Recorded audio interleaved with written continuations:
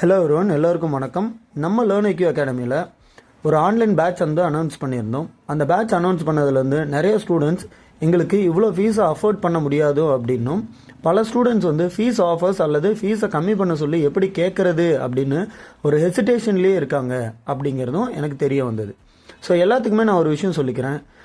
Education is not a business at learn IQ. இங்கு கல்வி அப்படிங்கிறது ஒரு வியாபாரம் அல்ல. அப்படின்னா இலவசமாக கொடுக்கலாம் இல்லை சார் அப்படின்னு ஒரு கேள்வி வரும்.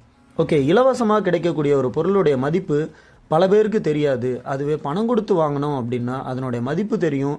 நமக்கு ஒரு கமிட்மெண்ட், நமக்கு ஒரு ரெஸ்பான்சிபிலிட்டி அப்படிங்கிறது இருக்கும். ரைட். ஸோ அதனால தான் இந்த ஃபீஸ் அப்படிங்கிறது சார்ஜ் பண்ணுறது.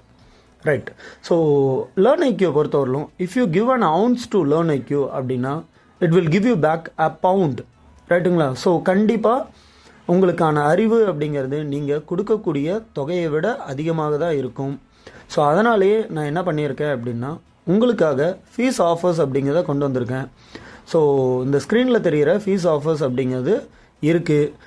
ஸோ ஃபர்தராக யாராவது ஜாயின் பண்ணணும் அல்லது ஒரு ஹெசிடேஷனில் இருந்தீங்க அப்படின்னா நீங்கள் தாராளமாக வந்து ஜாயின் பண்ணுங்கள். படிக்கணும் அப்படிங்கிற எண்ணம் மட்டும் இருந்தால் போதும். தாராளமாக வாங்க, நான் உங்களை படிக்க வைக்கிறேன். நான் உங்களுக்கு தேவையான எல்லா கைடன்ஸ் அண்டு எல்லா இன்ஃபர்மேஷன்ஸையும் நான் கொடுக்குறேன். நன்றி.